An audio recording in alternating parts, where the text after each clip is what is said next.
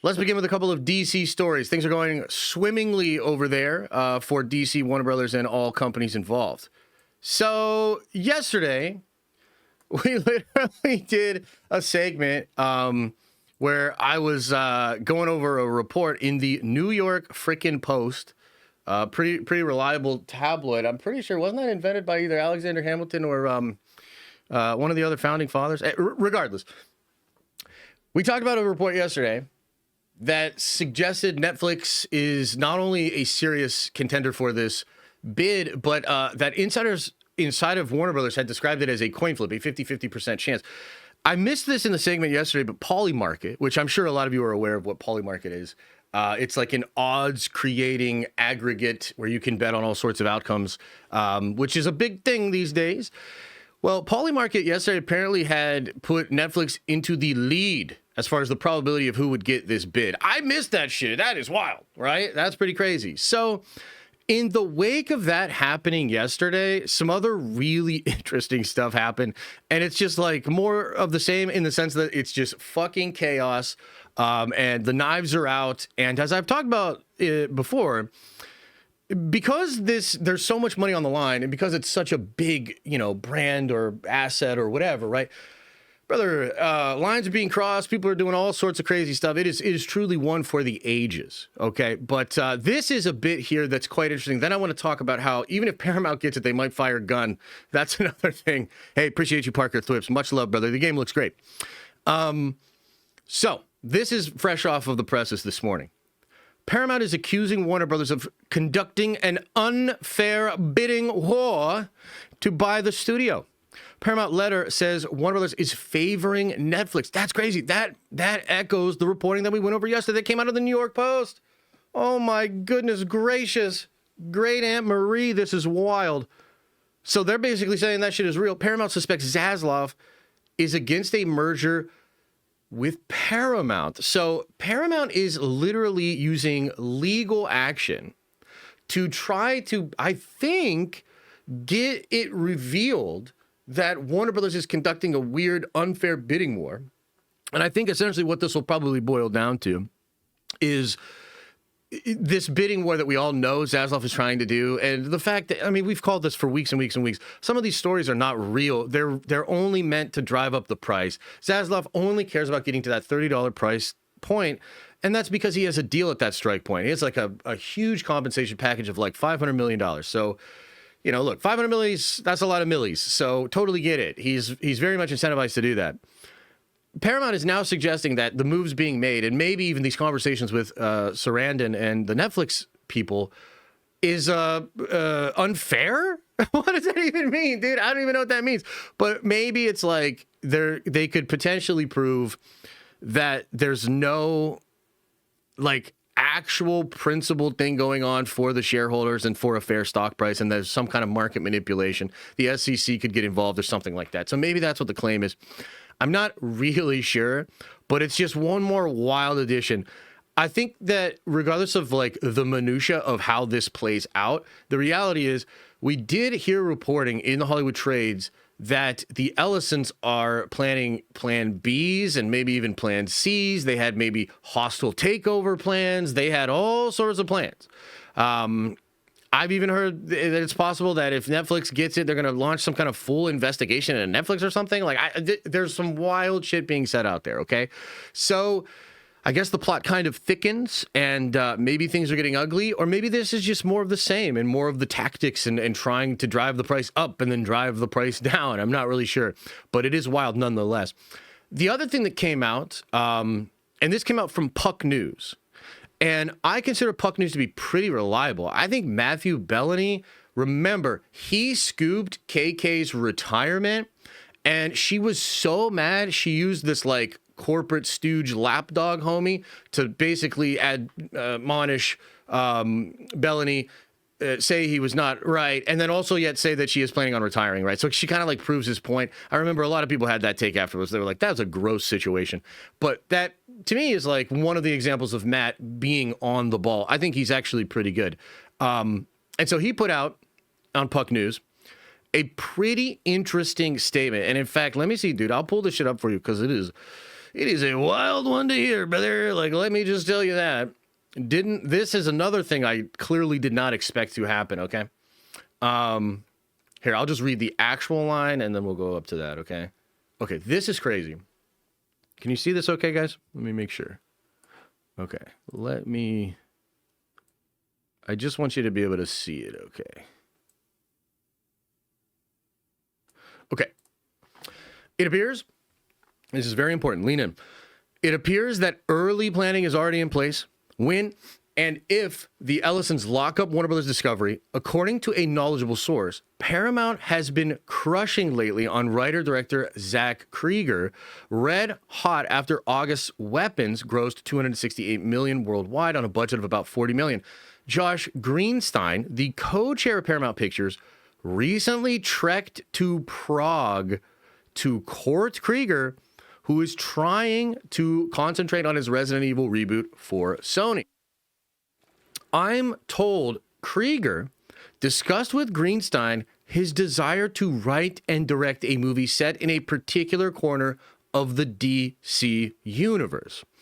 Which character or characters are involved is unclear, but Greenstein said he would be more than happy to make that happen if possible. As things now stand at Warner Bros., James Gunn and Peter Safran control who directs DC movies. Choices they make after they have developed scripts to their liking. It sounds like change may be in the wind if indeed the Ellisons prevail. Paramount declined to comment. So that's different. That's different than a lot of reporting. Remember, the Rap Can came out and said they're planning to keep Gunn no matter what. Okay? This is different. This at the very least suggests change because as Bellany points out, the current plan would be like, this would not happen this way. You know what I mean? Like Gunn and Safran are in control of that studio. They greenlight everything and they have a very specific system in place for quality control as to why they, will greenlight a project or not greenlight a project, right? Very, very interesting. This plan suggests Paramount believes they're going to get that nut. And it also kind of hints that they're going after talent that they think will create content in their verticals that will have a desired effect in the marketplace. And that seems to be happening like already and outside of the purview of one James Gunn. Now, maybe Gunn is involved. We don't know. I doubt it though.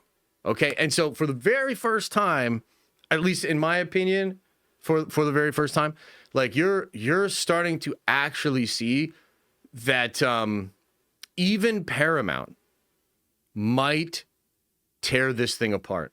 And so that's like the first part of the DC news, guys, because we're going to get into the ScarJo stuff. And I think like it's wild because the ScarJo thing and her being attached to Batman Part 2 kind of seems like a little protected from all of this nonsense. I think we're all pretty sure Batman Part 2 is coming out no matter what, right? So I would almost give Batman Part 2 a better chance of happening than even Man of Tomorrow at this point, just considering this new report here. So it's quite interesting, right? The whole situation is quite interesting. I want to know, I'm going to open it up to chat, guys. What do you make of this? Before we get into the ScarJo stuff, like, what do you make of this? What do you think? Is this wild? Do you now start to believe, oh my God, Gunn might actually be out? What are your thoughts? Gunn is cooked. He might be. Yes, we'll see. Nate Hommel, welcome to the Nerdvengers. You are a Nerdvenger now. This is ridiculous. Can you expand on that a little bit? Ridiculous in what sense? Reboot for sure. Yeah, I mean, maybe because, one of the possibilities is they want to keep Gunn stuff going, but not be so restricted to his stuff, meaning they're going to create a whole bunch of DC stuff, which like kind of they are right now as well. The Elseworld stuff.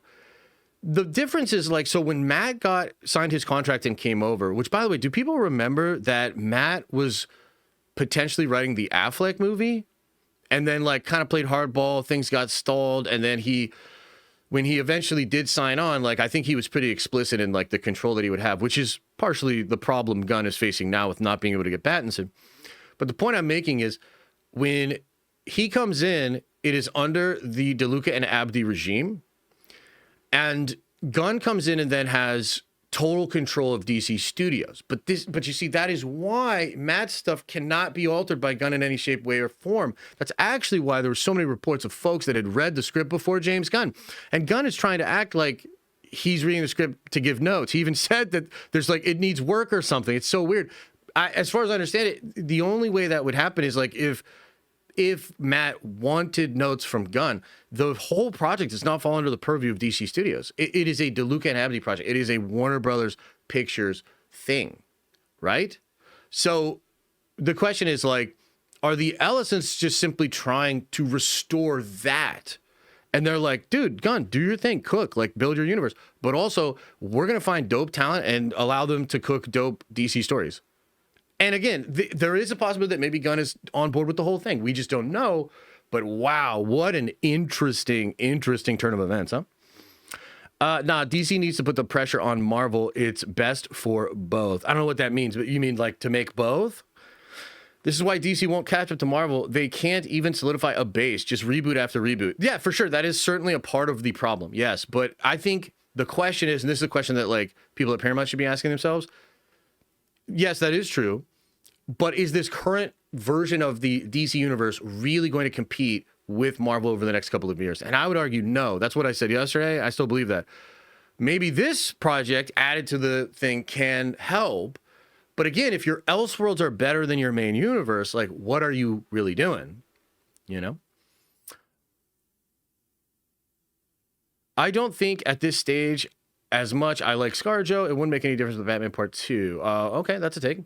Just reading the article about Zaslav. It's not that Trigger 500 billion. It's that $30 a share are worth 500 billion. Yes, but he has a compensation package that only is delivered because of that. So there's like exit levels to it. But I appreciate you being weird and pedantic as always, Trev. Matt Reeves, Christopher Nolan has done the best work regarding the reboots of the Batman. I would actually agree with that. I think so. I mean, I think I much prefer Nolan's version, but yeah, they've done a great job. And I think, look, there's a lot of excitement about it. We're going to talk in a little bit about Jeff's reporting on the ScarJo situation. And there was another actress that was out for the role first that declined. ScarJo's team pursues this, and they pursue it aggressively. The word is from Jeff that they're pursuing it and taking less upfront money and betting on residuals, because I think ScarJo and her team is like, they just really believe in Matt and they really believe in like what he's doing there. She seems to be looking for those kind of opportunities. And ScarJo's really smart, especially the business sense. There's a reason why she won that lawsuit with Disney. And yeah, so that's a pretty interesting part of it too. It already is competing in terms of quality. Superman is a good movie, better than some of the Marvel movies. I mean, sure, but you have to ask yourself, like, does quality win the game? And I think that it doesn't. Like, quality is important, but like Marvel, like the reason Zaslav wanted Marvel, well, he just wanted it to kind of flip and sell. But like the reason other studios want it is not because any individual movie does whatever it does. It is that the genre overall is profitable for years and years and has downwind or downtail revenue generating opportunities like throughout the whole pipeline of the corporation. So it's a bit more complicated than just like, oh, this movie's really good and better than a lot of the movies in that 37 plus catalog. If you think in terms of from the shareholders' perspective, like, you know what I mean? Like, you got to kind of understand that. I can't believe you don't like the Batman, bro. Yeah, I don't really like it. I mean, it's okay. I don't think it's a bad movie. It's just like, we're doing this whole, like, what if Batman was real? And like, we're building Bruce again. And it's like, oh shit, this is Batman in the real world. And I'm just over it. Like, as a big comic book fan, I want to get to the Bat God. You know, I want to get to like the Bruce that can stand up to literal gods, the Bruce that is so smart and valuable that even Apocalypse utilizes him after conquering the Justice League, putting him on the Mobius chair. You know what I mean? Like, I want that Bruce. I want the Bruce that, you know, yeah. So that's where I'm at, but it's not a bad movie. Honestly, I wanted to see something different than Nolan's take, a more comic booky Batman. I agree with that. So you guys, I mean, I literally just said it, but like, that's me too. I'm like the Bat God fan, man. Like a Hellbat armor, White Lantern Batman, Azrael Batman, Owlman, you know, I mean, Bruce is so much more than his parents get assassinated and he goes emo and learns martial arts. I am genuinely tired of that. I love a grounded Batman. Reeves stuck is goated. You mean stuff is goated? Yeah, look, some people are down and some people just like that aspect of it. That's totally fine. I'm just not one of them. Yeah, his style's cool. His style's cool. James getting replaced might not be so bad. Brother, if James gets fired, I'm going to pop fucking champagne bottles. I mean, legitimately, like, he's not right for the job, man. And DC would be better off if it's somebody else. And by the way, I still don't even think it'll be Snyder. Like, so, you know, look, Paramount saying that they're going to potentially change the leadership structure, or basically like implying that maybe Gunn won't have as much control. That doesn't mean Snyder's coming back, dude. You know what I mean? And I still don't think that's happening. But brother, they could bring somebody else on. Like, absolutely, they could bring other visionaries on, or just pick a cool studio head and become eclectic, a little bit more like what they were before. I don't know. Paramount's got, you know, some ideas, and maybe Krieger is not just taking on one thing. Maybe he's taking on a whole corner of the universe, right? Which is, you could kind of read between the lines and see that, right? Hell yeah. Who are you celebrating harder for, Gunn or KK getting axed? Gunn. Especially with the more recent stuff about KK. Like, Bob Iger is more to blame in that situation than I originally thought. All right, nice little segment there on the DC.